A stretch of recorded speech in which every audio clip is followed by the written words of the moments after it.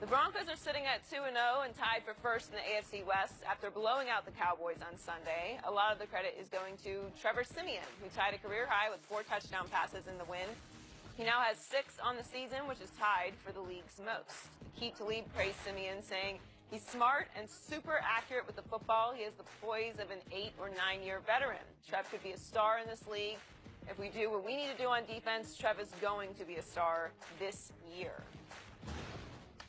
Shannon, Look, how far can Siemian take Denver? I believe he can take him to the playoffs. Sunday was his 16th start. So we've seen basically one season, and we've seen the ebbs and flows of and the maturation of a young quarterback.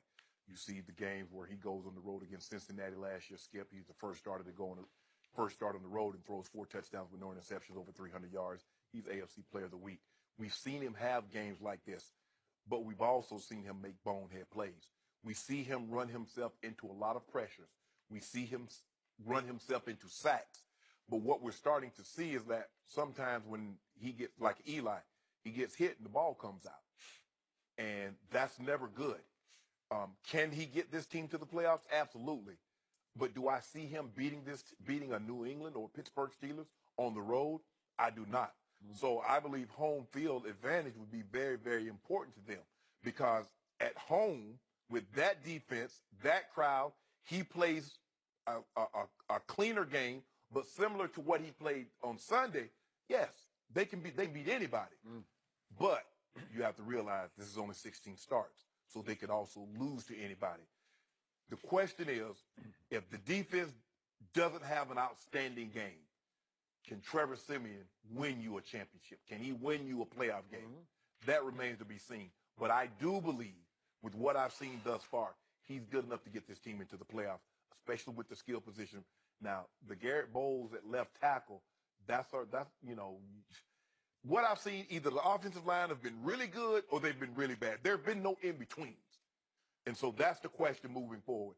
How well with the left tackle who's going to be filling in for Garrett Bowles over the next 4 to 6 weeks?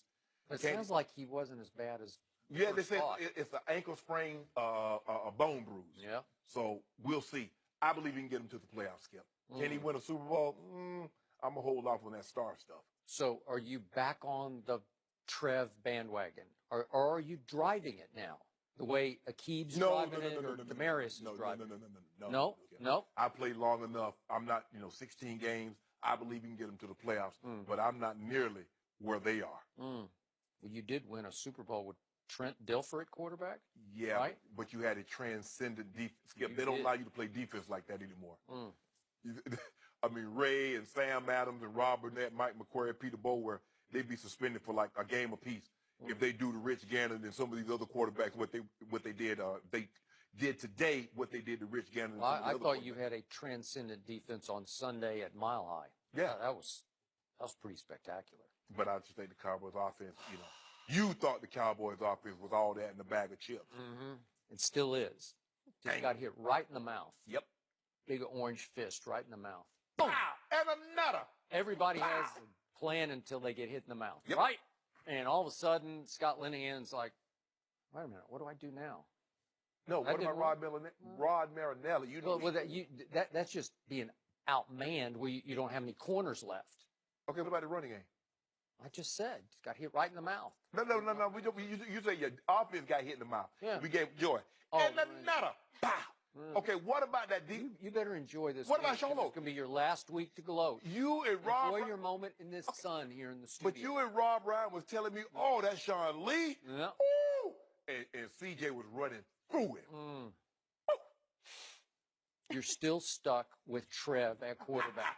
You know it, and I know it, and John Elway definitely knows it because he spent the whole offseason attempting to replace Trev at quarterback. You know it, and I know it. He made it a 50-50 camp battle, or mini camp, going back to the OTAs battle, with Paxton Lynch, his boy, his high draft pick, right? Yep. Come on, Paxton, win this job. Nope. Couldn't do it. Trev. And then John goes back out and reacquires one Brock Osweiler, his other boy that he drafted pretty high. Second round. Second round. And now he's back. Wow. And Trev just keeps on being Trev. And I got to give Trev some credit. For stretches, he plays like a first-round pick. He does. He does, because I'm with Aqib Talib. He can get, like, deadly accurate when he gets on a roll. But he's still got that seventh-rounder back in there somewhere. Mm-hmm. It's just creeping up in his psyche. And he's got what I call that haywire gene. When you least expect it, he just goes haywire. For no apparent reason, he turns back in to the seventh-rounder from Northwestern. And he did it twice. I figured that he'd give us the ball twice on Sunday. Yep. And he gave us one when it really mattered, when it was still, what? It was 24. It was 24. No, the first one, the fumble. Yeah. You know. It was 20. What was it? 14. I thought 14 it was still nothing. close. 7-7. It might have been 7-7. 7-7. I think it was still 7. It was 7-0. And Yeah, then 7-0. That made it 7-7. Correct. In the pass to Dez. That was Dez's one moment in the sun. But the point is, DeMarcus Lawrence blows up the gut and hits him, and he goes Eli. He just, whoop, and there it goes. And the ball's bouncing on the ground. I thought it was a touchdown, but they called it back. Whatever. The point is that even later, he throws one where you're saying, what are you doing? And he throws it to Jordan Lewis, who not played in any of the preseason games, gets thrown into the fire as a raw rookie out of Michigan. And I don't even know, I can't remember who he threw it to, but he just completely airmailed him. He threw it to DT Yeah, Demarius. and Jordan Lewis is pretty good, but he just hadn't played any football at all. This was his first game ever in the NFL. And he just catches it right, and she kind of threw it right to the kid. Right. The kid caught it, which is a big deal. But the point is, Trevor is Trevor. So I look at what he did last year. So he goes 8-6 as a starter last year. It's okay, not bad. He was 18 touchdowns to 10 interceptions. Not too bad. His QBR was not very good. It was 26th in the end in the NFL last year. And I think that's where you'll find him start to sink back into that. That's his range. He'll be between 20 and 25 in QBR before it's all said and done, because that's the guy you're stuck with. Now, can your defense keep sort of winning, like overcoming that, canceling those haywire gene errors? Well, I mean, he'll have, not if he plays defenses like the Cowboys, he won't be 25th or 27th in QBR. Play those guys, and he'd be like 7th or 8th. Well, he might, especially if all their corners are hurt. What about, but you won't tell me, how was CJ running through Jalen Smith and Sean Lee and that big old defensive line? Because Trev was slicing and dicing the secondary. And, you know, the pass will set up the run. And he was setting up the run. And that's what I tried to tell you when they took away Zeke. And we want the ball in Dak's hand. Yeah. I've been trying to tell you that for the longest, Skip. What I keep trying to tell you is what got taken away was Orlando Scandrick, and then Nolan Carroll, and then Chidobe Awuzie. They're all hurt. Okay. What's left? Who was hurt on seriously, offense? they weren't great to start with. Was Tyron Smith there? What about Travis Fredericks? What about Zach Martin? Was Dez, Zeke, Dak, were they there? What about Measley Beasley? They were there in body, but not in spirit. Skip. Well, you know what? And I know. I told you what happened. That big old massive offensive line. Okay. We got the best line in football, and I trust Dak more than I trust Trev. Yeah, I do. I mean, still Trev, do. give him another. Cowboys will win the NFC East and just cruise right into the playoffs, and then we'll see what happens. And, you know, maybe the best case scenario is that those two teams that played Sunday at Mile High would get to play again this year. Wouldn't that be something? You don't want that butt cutting. On a neutral You don't want that field. butt cutting. Maybe it would be in Minneapolis. You don't want it. Oh. First of all, We'd see whose butt gets cut on that we one. already know y'all not going to the Super Bowl. Huh. We know that. Everybody knows that. Well, we know that you would never get out of Foxborough alive anyway. Who? You're orange bloods. That's okay. Yeah. You didn't worry about Matt Ryan. You worry about Aaron Rodgers. You worry about that side over the NFC. Don't worry about what Trev and the Broncos got going on. You should be worried about Trevor Siemian before it's all said and done. You know it, and I know it. I can see it in your eyes. And watch he You're has better numbers than Dak Prescott. I can see it in you're gonna be sad. So Demarius and Aqib were trying to, as LeVar might say, speak it into existence. Yeah. That's what they're trying to do. And I don't blame them. Give him a little courage. I mean, hey, bro, we believe he in could be a star. Would Talib say, especially with our defense? He had to add that in. Yeah. You know, right?